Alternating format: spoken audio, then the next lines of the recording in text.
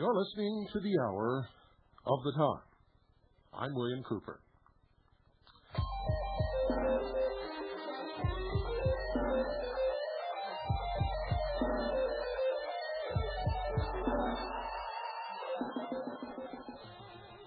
All over the United States, ladies and gentlemen, today there have been memorial services, people remembering various events, various deaths and conflicts.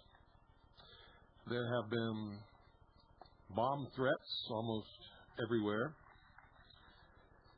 And I believe that 99.9% of them were promulgated by wackos, lunatic, airhead, no account nothings in an attempt to gain a little giggle at the expense of everyone else. At least one of them apparently is serious, and that is Texas City, where they have already found at least 2 of the promised 3 fake bombs. And of course the caller said that there would be at least 3 that are real. And I sincerely hope that that is not true. I hope nothing blows up, and I hope no one is hurt.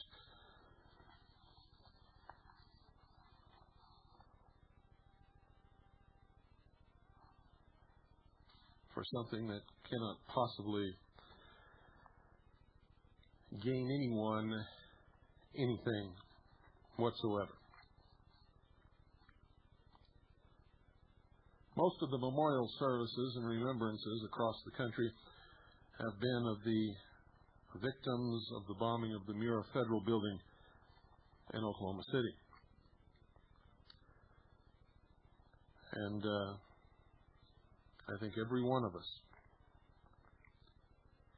have paused at least once or twice today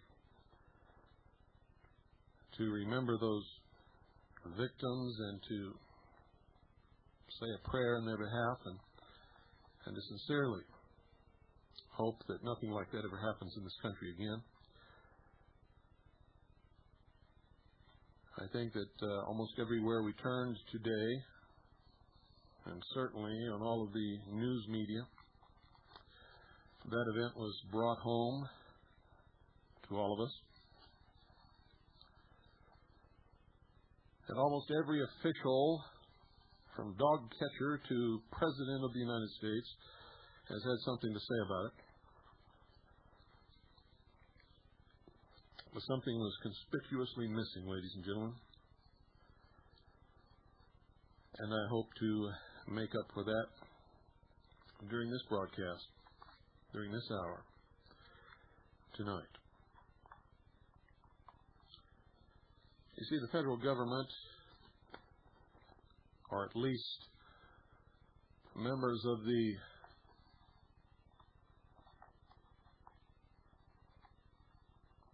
socialist movement within various agencies of the United States government,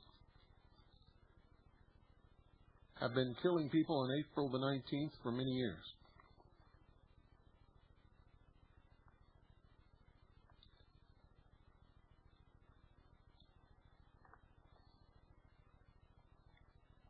At least 4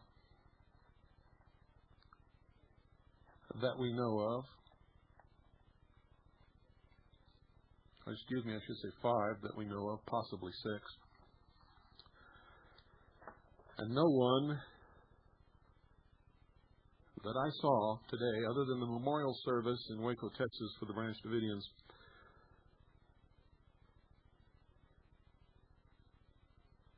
has said anything in their behalf. The turnout for the memorial service in Waco, Texas was small. And I think part of the reason is that it was held in Waco, Texas, for I and many others will not step foot in that town.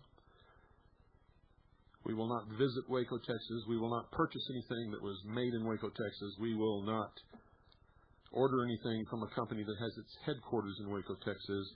I won't even speak to anyone who lives in Waco, Texas.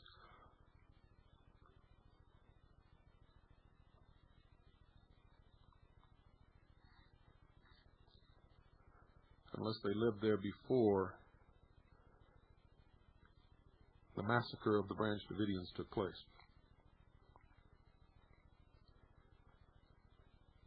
Simply because I was there, ladies and gentlemen. I was there on the scene covering the events in Waco, Texas on this broadcast. It was this broadcast that warned the world. Oh, there were some local Texas stations covering the event.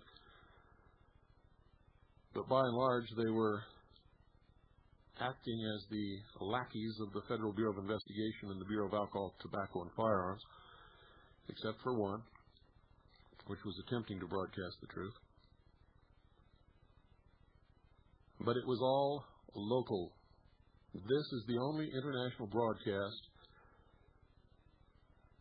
that told the truth about Waco, Texas, and told it from Waco, Texas while it was happening. And I can tell you that the citizens of Waco, Texas,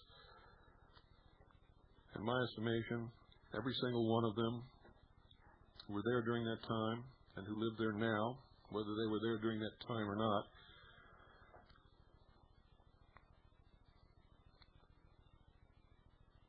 should be segregated from the rest of the society of this world on some desert island and just left there. Waco, Texas should be bulldozed. Chemicals should be sprinkled over the ground so nothing can grow there ever again. And the fence should be put up around it so that no one, not even accidentally, ever has to enter that evil place. Because I saw a citizenry turn against their neighbors for no reason whatsoever, other than that it was the politically correct thing to do at the moment. I saw them partying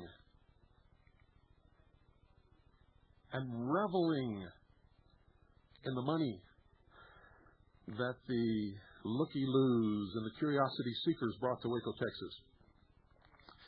And I saw a giant billboard placed alongside the highway which said, "The City of Waco thanks the FBI and the Bureau of Alcohol, Tobacco, and Firearms for bringing so much business to Waco, Texas." And all of a sudden, I didn't like anyone in Waco, Texas. From that day forward, I do not like anyone from Waco, Texas today. I will never like anyone from Waco, Texas. I will never like Waco, Texas.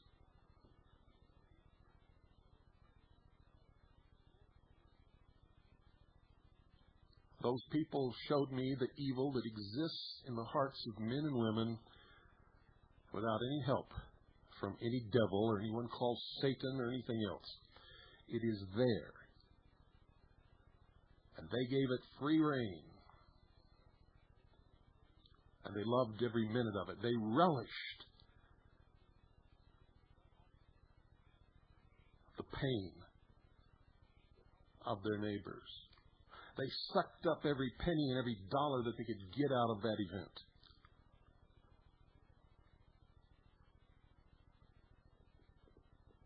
They demonized people that for their whole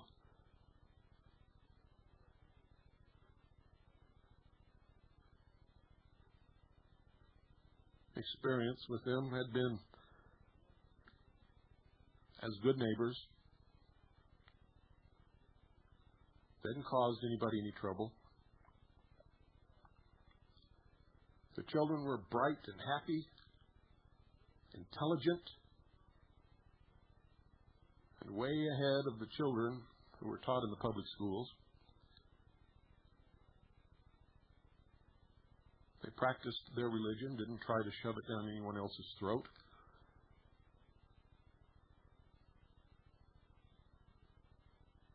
They did their business in the local stores and restaurants.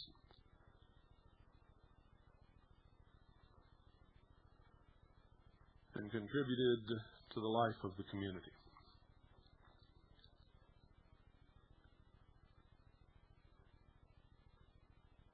They were different, to be sure. Their religion was different, to be sure. But our founding fathers left the old world to come to this continent to escape religious persecution. And in their day, they were the cults and the outcasts and the weirdos, and they were different, to be sure.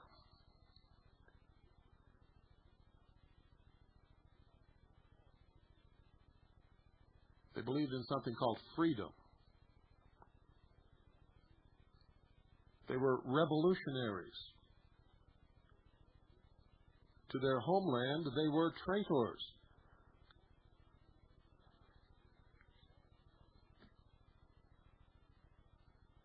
And in all their weirdness and their difference, to be sure, and even though they were wackos and extreme left-wing liberals and revolutionaries, and believed in some strange idea called freedom, they built the greatest and freest nation with the most prosperous citizenry, who had the greatest opportunities, and indeed have been the only truly free people who have ever lived in the history of the entire human race.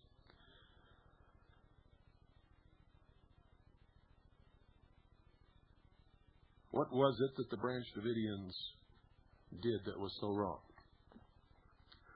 Nobody has ever quite figured it out, because nobody was ever prosecuted for anything that they were accused of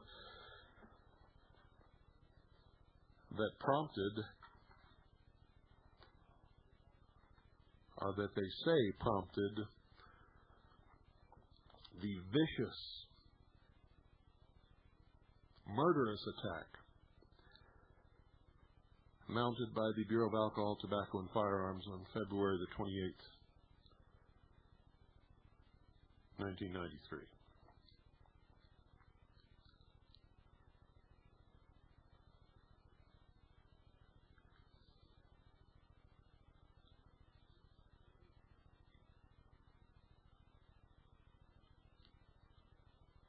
The affidavit of warrant that was given to us as the reason that the raid was made has been found to be defective, fraudulent, and in fact, ladies and gentlemen, mostly an outright lie. They had no grenades, although they had some materials that could have been made into grenades. They had no grenades. And anyone can buy any of those materials from surplus catalogs all across the country. I know at least 4 people in this town right here who have these hollowed out inert grenades sitting on their desk in their home as novelty pieces.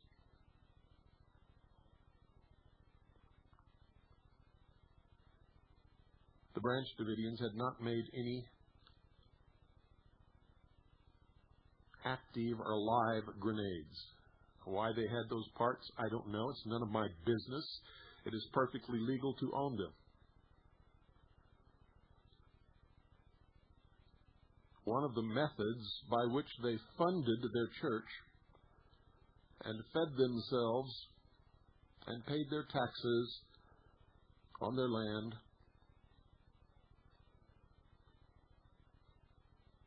was through buying and selling guns at gun shows throughout the state of Texas and in a few of the surrounding states. All perfectly legal. They had federal firearms licenses. They had a right to own the weapons that they owned and to engage in the business in which they were engaged. They also did mechanic work. They had a band that sometimes played at events, and probably a few other methods of making ends meet. None of it was illegal or wrong. So when all of those myths were dispelled about machine guns and 50 caliber machine guns and rocket launchers and grenades and all of the other lies, because they were lies, the Branch Davidians owned none of those things. None of them whatsoever. They had some semi-automatic weapons, and they had purchased what is known as a hellfire trigger, which anyone today can purchase. It is legal. You attach it to the trigger of a semi-automatic weapon, and it will fire off several rounds fast enough to make somebody who hears it think it's a machine gun or an automatic weapon, when in fact it is not. Many people across this country possess hellfire triggers as a novelty device for their firearms, and they go out to the range and have a few kicks shooting off some fast rounds from a semi-automatic weapon. If there was something dangerous about it, ladies and gentlemen, it would have been made illegal long, long ago, but it never has been. It is not now, and probably never will be.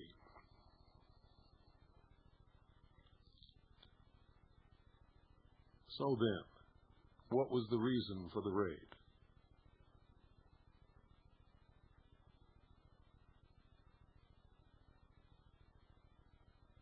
I was digging through some of my old boxes and materials that I have. Several years ago, I was invited to speak at Wembley in London, England. It's a place where usually kings and popes speak, Nobel Prize winners, and the like. It was a great honor for me to be invited to speak at Wembley, and of course I accepted, and I did. While I was there, I was approached by some people whom I didn't know, who were English citizens, and at least one of them was from Australia. They belonged to a religious group, and they asked me to help them. I told them there's no way that I could help them because they lived in England and Australia, and there was nothing I could do in any way, shape, or form. But they gave me some of their literature, and they told me, in their exact words, this is what they said, quote, "They are after our children," end quote. And, quote, "They want our children," end quote. And, quote, "They want to take our children away from us," end quote.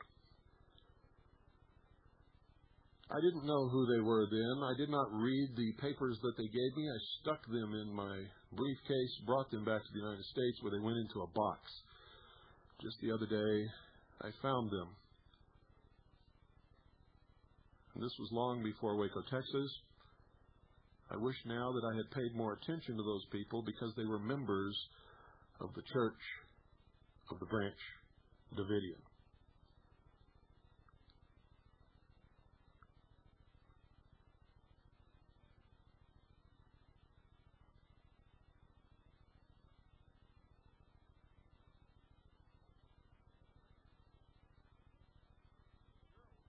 And that's one of the reasons for tonight's broadcast. Maybe I could have done something.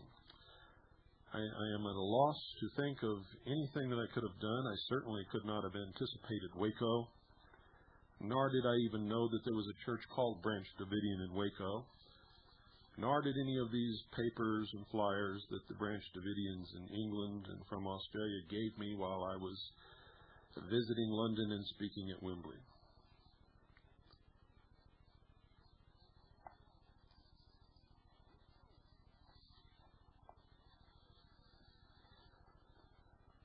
But in light of their predictions, I think that they were most probably right. Because the next things that were said about the Branch Davidians, when all of the previous lies would not fly, you see, Americans found themselves on February the 28th, watching their television sets in utter disbelief as an agency of the federal government assaulted a church in Texas with guns blazing, helicopters firing down through the roof. And then we watched in utter amazement as these people bravely took up arms in defense of themselves and their church.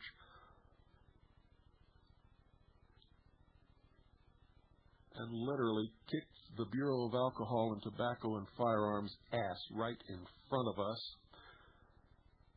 And we saw them with hands in the air, backing away from that church after 4 of their number had been killed and many others wounded. In the initial assault, when they piled out of their cattle cars and began firing at the Branch Davidians through the walls, while 3 helicopters came over the horizon and began firing down through the roof, a very, very brave David Koresh, in the face of all of this fire, opened the front door of the church and stuck his body half out as a target, waved his arms, and pleaded for them to stop, saying, "There's women and children in here. Stop. Don't shoot. Stop. Let's talk about this. Please. Don't do this. There are women and children in here." They shot David Koresh in the stomach. He was shot in the wrist. One of his friends standing close to him, behind him in the doorway, was shot and killed. The Branch Davidians immediately slammed the door and grabbed their weapons and defended themselves and their women and their children and their church and their rights, as all Americans have done when attacked in the history of this country.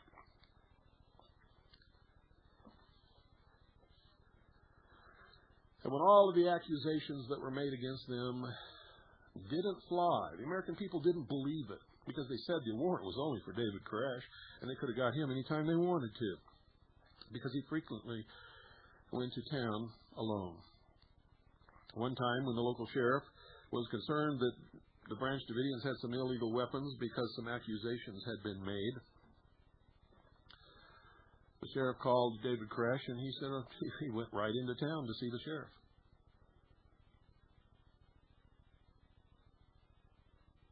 Went directly to the sheriff's office. The sheriff and some deputies came out and inspected their weapons and took a whole bunch of weapons back with them to be inspected, and found that they had no illegal weapons whatsoever of any kind, and returned them all to the Branch Davidians. The Bureau of Alcohol, Tobacco, and Firearms knew this. The same organizations that had made the accusations about the weapons against the Branch Davidians then began to make accusations that they were child abusers and child molesters. The Child Welfare Bureau of the state of Texas sent professional, competent investigators to check this out. All of the records that we have been able to obtain, and we've been able to obtain all of them, ladies and gentlemen, say very clearly that there was no substantiation to any of the accusations or allegations whatsoever. In fact, the investigators said that they had never seen a group of happier, more well-adjusted, or more well-educated children anywhere. The children showed no signs of psychosis, no signs of abuse. They were happy and smiling and played well, responded well, and they were well disciplined.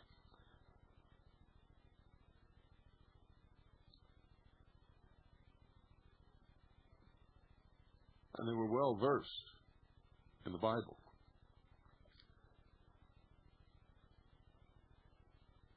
And then all of a sudden we began to hear accusations that David Koresh was sleeping with all of the women. That's really strange, ladies and gentlemen, because I think in every city in this entire country, every small town, every burg, every borough, every four corners, there's somebody sleeping with all the women. But nobody is assaulting them with guns drawn, firing, and helicopters firing down through their roofs, are burning them to death. So we know that wasn't it, because nobody really cares about that. That's their business. And if that's why they went after David Koresh, how come the Mormon Church is still in operation? If that's the reason to kill a group of people, to kill a church, kill a religion, then the Mormon Church would have been destroyed many, many years ago. And there are many towns in Utah and in the states around Utah where they are still practicing polygamy, ladies and gentlemen. And who cares? They have to answer to God for their actions, not me. And if they're not hurting the person or property of anybody else in this world, it is none of my business, and it is none of your business. If they are consenting adults, they are acting within the law, whether it violates your moral principles or not. And the United States government, in the person of the Federal Bureau of Investigation or the Bureau of Alcohol, Tobacco, and Firearms, had no business whatsoever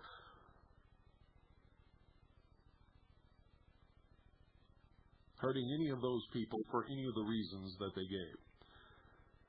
If it were true that they had illegal weapons, it was a matter for the local sheriff and the local police department, whoever had jurisdiction. And since they're just outside the city limits, it would have been the sheriff. The sheriff had a good rapport with David Koresh, had already examined all of the weapons at Mount Carmel and found them all to be legal and lawful and not in violation of any law of anybody. The Child Welfare Services had investigated the allegations of child abuse and child molestation and found them groundless and that it was not true. No substantiation whatsoever, and even said that they had never seen a more well-adjusted, well-educated, well-behaved bunch of children in their entire history. That speaks well for the Branch Davidians, very well, considering the children of those who persecuted and murdered them are just a bunch of uneducated, ignorant, illiterate, spoiled brats in most cases. Not all cases, but most.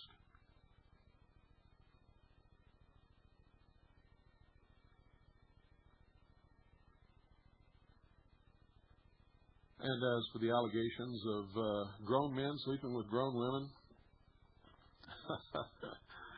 who cares? And if there were allegations of grown men sleeping with teenage women, if that is their religion and they're all in that religion consensually, who cares? How many states in the South say it's okay to sleep with a 13-year-old girl? I know that there is at least 2, ladies and gentlemen, and in some cases the law turns its head in those states for girls much younger.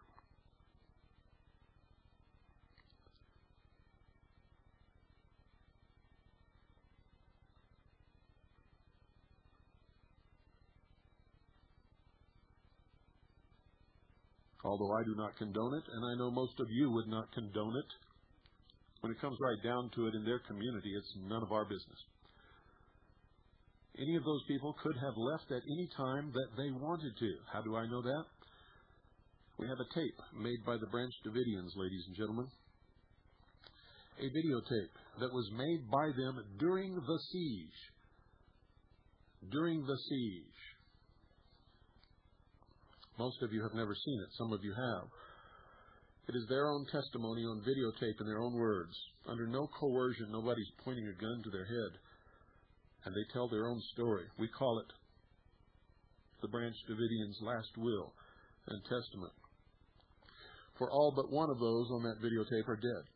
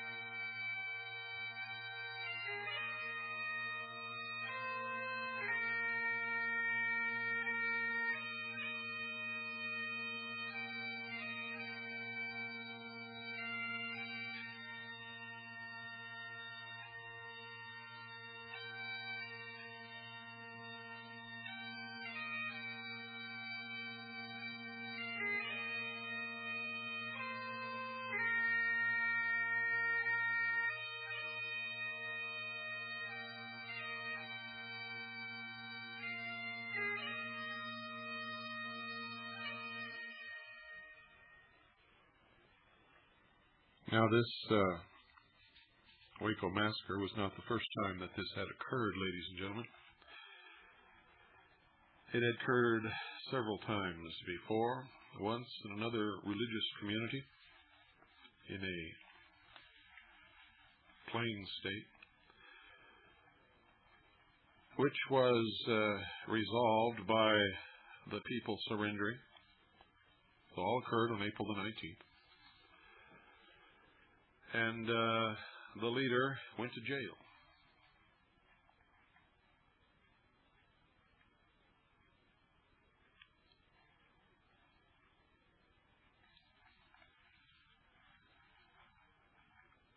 And I'm not going to get too deeply into that because nobody was killed, nobody was shot, nobody was anything. Thank God.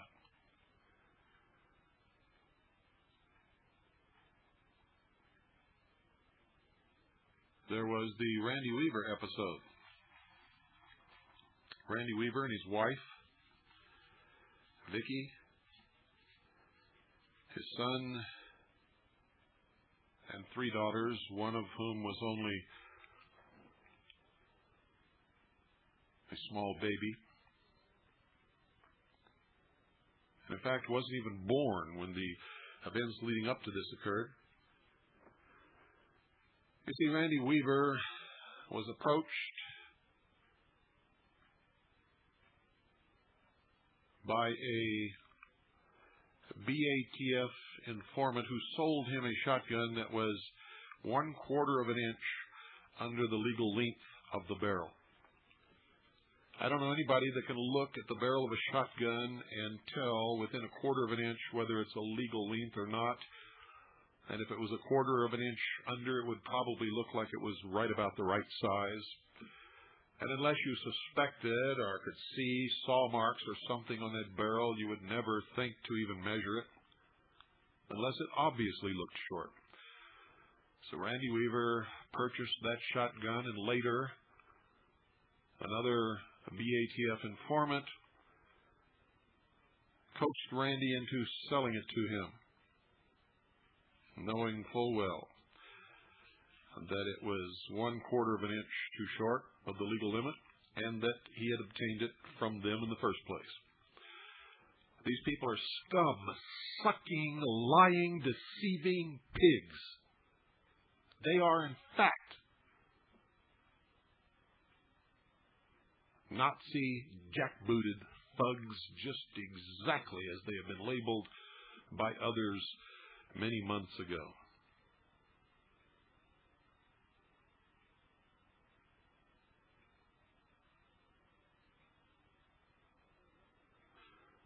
So they arrested Randy Weaver and took him into jail and told him that if he would agree to be a spy on his neighbors, they would reduce the charge to a minor charge and put him on parole for a certain period of time, which means he would have to cooperate, or they could just get him for violating his parole, which means that they could say he did anything that they wanted him to have done and put him in jail. Randy Weaver said no, he wasn't going to spy on anybody. He wasn't a spy, he wasn't a rat, he wasn't an informant, and wasn't going to be. They told him if he did not, that they were going to put him away forever.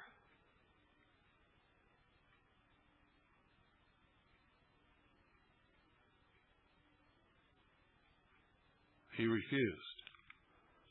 So he knew if he came in to try to defend himself on the court date, that there was nothing in the world that was going to save him. So he took his family. He did what I would have done and what many other people would have done. He left. He got out of that state. He went to Idaho. He found a little isolated cabin up in the mountains, and he placed his family in that cabin, and except for a very few very necessary trips to town, they stayed there. All the while in fear for their lives,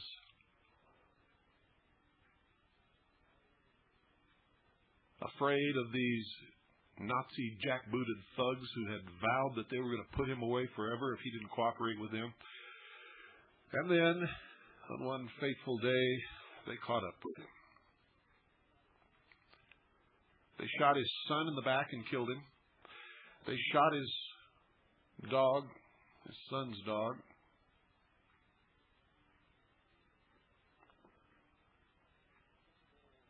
A despicable worm, lower than a worm. He's an evil, terrible, dirty person named Lon Horiuchi, a sniper for the Federal Bureau of Investigation. Can you believe this? They have snipers to use against the American people now. Set himself up within 100 feet of the cabin. And when Randy and his friend came out to go to the birthing shed where they had placed the body of his son to prepare him for burial, they opened up on Randy Weaver and his buddy, wounded them both. As they ran back to get into the cabin, Vicki Weaver was standing in the doorway holding her baby to her breast, unarmed, not wanted for anything, had never committed any crimes in her life. Lon Horiuchi, this despicable worm, this FBI sniper. Can you imagine someone who would really set out to become a cold-blooded assassin, because that's what a sniper is?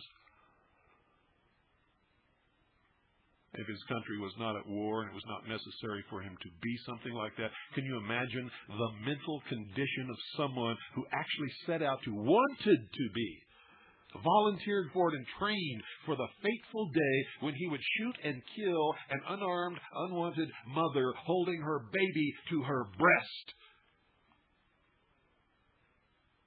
in the doorway of her cabin for nothing more, ladies and gentlemen, than 1/4 of an inch of a barrel of a shotgun that was never used in the commission of any crime, that was sold to Randy Weaver by the BATF and purchased back from him by the BATF just so they could entrap him and threaten him and force him and coerce him into turning into an informant on his friends and neighbors. And you ask me why I don't like these people? If I've got to explain it to you, then there's something wrong with you. There's something wrong with your mind.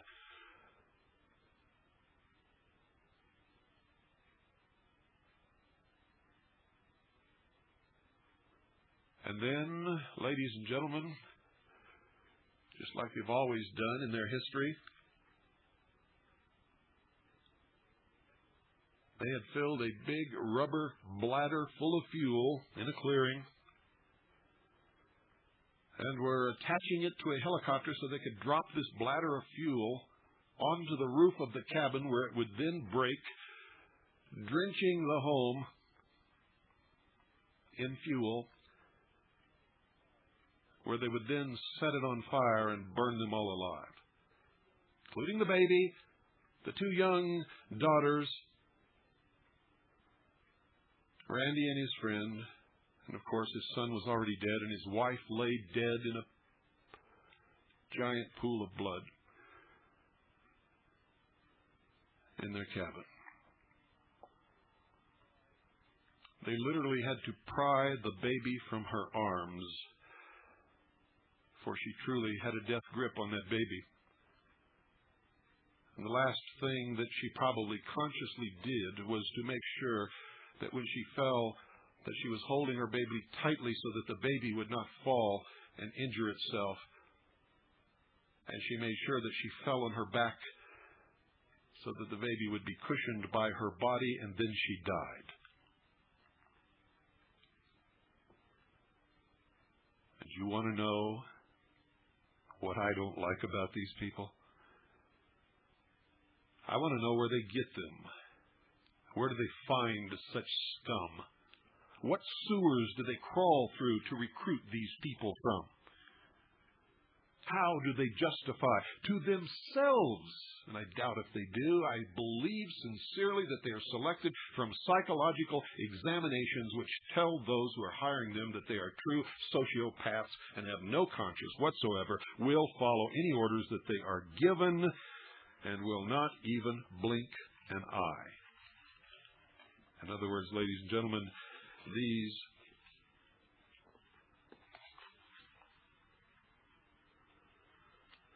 are excellent candidates for mental hospitals.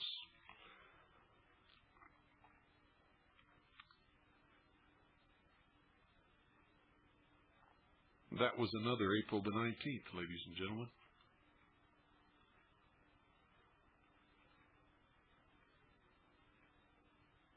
And then there was the Oklahoma City bombing, which was carried out by the same people for the same reasons to serve the same agenda. It was the American Reichstag. The Oklahoma City Murrah Federal Building was blown up by the agents of international socialism. It was the American Reichstag. It was the instrument by which the anti-terrorism bill that would never have had a chance of passing in America in a million years to be realized, to be passed, to signal the death knell of the Bill of Rights and the freedoms of the American people. It establishes the police state. Recently, the director of FEMA was made a full cabinet member. The anti-terrorism bill provides for the merging of law enforcement into a national police force. It calls for a domestic anti-terrorism unit. It calls for phone taps on a massive scale. And many, many other things, ladies and gentlemen, that you have not the slightest idea of how badly it's going to affect your liberties. It is not meant to identify and call out terrorists, domestic terrorists of any kind, for all of those laws have been on the books for many years. There is nothing that a terrorist can do that is not illegal, ladies and gentlemen. He can't even talk about what he's going to do with someone else without it being illegal, because it constitutes then conspiracy. No, this anti-terrorism bill and other legislation that still is going to be passed in the future of a more draconian nature will be aimed at the political opponents of socialism and the one-world totalitarian socialist state. In other words, you and I. Marx said peace is the absence of opposition to socialism, and that's really what this is all about. Why do you think patriots are being demonized in this country where patriotism has been revered since its inception? Why do you think the militias are being vilified when the militias are the entire and sole reason for the existence of this country? It is the militias that have fought all the battles on this nation's soil, ladies and gentlemen. The militias fought the Revolutionary War that created this country.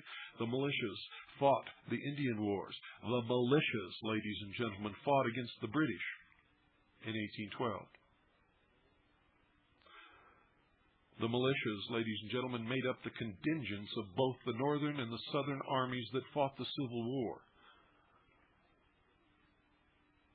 A modern-day militia in a southern state, ladies and gentlemen, routed out years of corruption and restored an honest vote to the people of that city. But not until the militia engaged them in a terrible firefight and beat them unmercifully, and held them at bay until the National Guard could arrive on the scene and arrest the criminals who had held this town in a reign of terror for many years and had rigged every ballot of every election that had ever been held. Why do you think they want to disarm the American people, ladies and gentlemen? Disarming law-abiding citizens does not prevent crime, and criminals do not obey the law. And in states where it is known that everyone carries a gun, there is very little, if any, crime. Many law enforcement officers have been saved by citizens with guns. Every year, thousands of citizens are saved from death, injury, or the theft of their property simply because they have a gun and most of those guns are not fired, just shown, just held up in view. In Florida now, that they have the most liberal concealed carry law of the nation, criminals do not assault Floridians. They do not hijack cars that have Florida license plates because they know that the citizens of Florida are now armed. They look for rental cars and out-of-state plates and tourists from other countries because they don't want to get shot.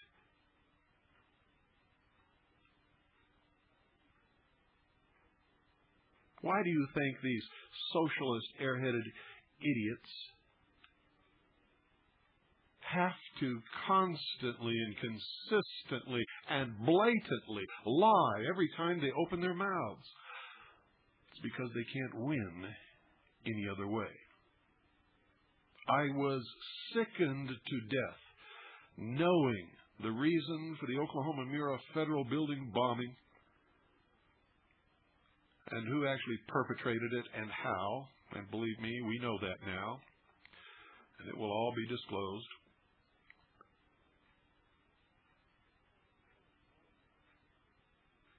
Knowing all of that, and knowing that the symbol of the perpetrators is one red rose, to watch them laugh and mock the citizens and the victims of the Oklahoma City bombing as they all trooped in for their memorial service after that bombing, handing them each a red rose, and watching Hillary and William Clinton sitting there holding that one red rose up to their chin and under their nose and displaying it so that every time a photograph was taken, it was taken with them holding that one red rose. And when he made his speech during that memorial service to talk about those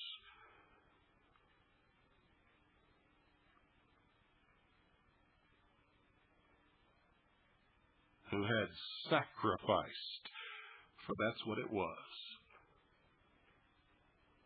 the spring human sacrifice of the old mystery religion of Babylon and ancient Rome and all of the pagan religions of the history of the world to ensure the fruitfulness of their endeavor and bless their new world order.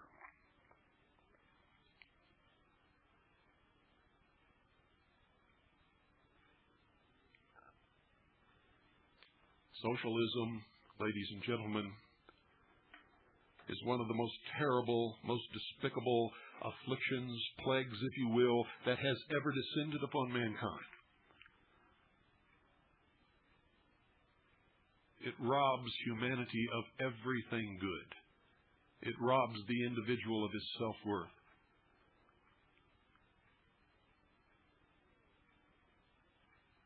It takes away determination and opportunity.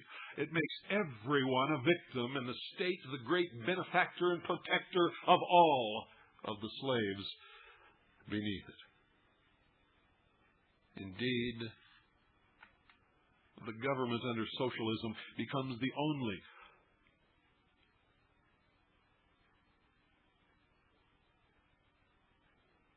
important thing in the world.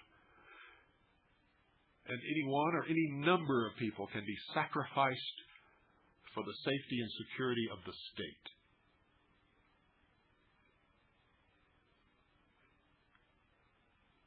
It amazes me that people buy into it. It amazes me that people don't understand that the only answer to the world's problems is a true inner spirituality.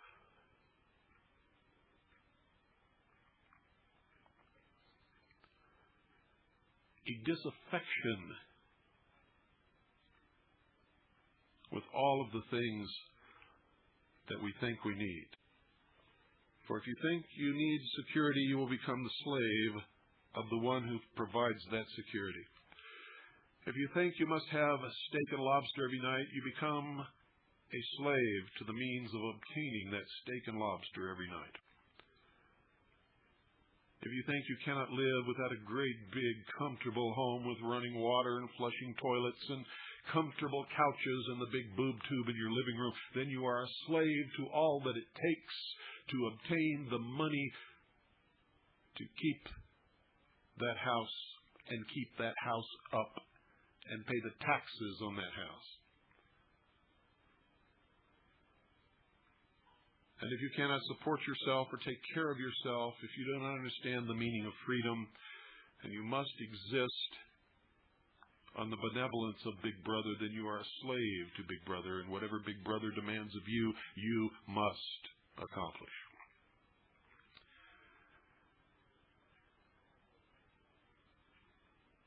So for all those who have died on April the 19th,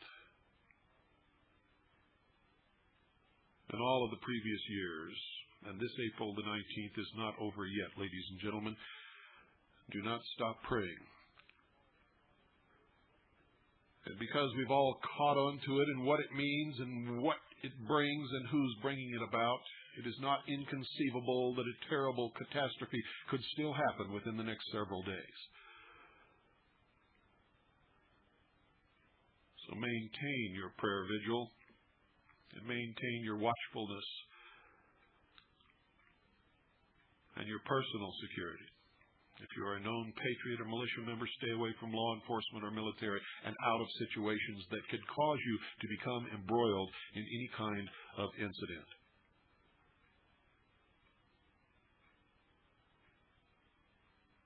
And remember, the next time it could and maybe will be you. Good night, and God bless you all. Amazing grace, how sweet the sound that saves a wretch like me. I once was lost, but now I'm found. Was blind, but now I see. 'Twas grace that taught my heart to fear, and grace my fear relieved. And for all of you who may be listening who are members of federal agencies, the military, or law enforcement, hear this and hear it well. There will never, ever be another Waco. And if you try it, if you live, you will seriously and forever regret it. That is a pledge of the American people.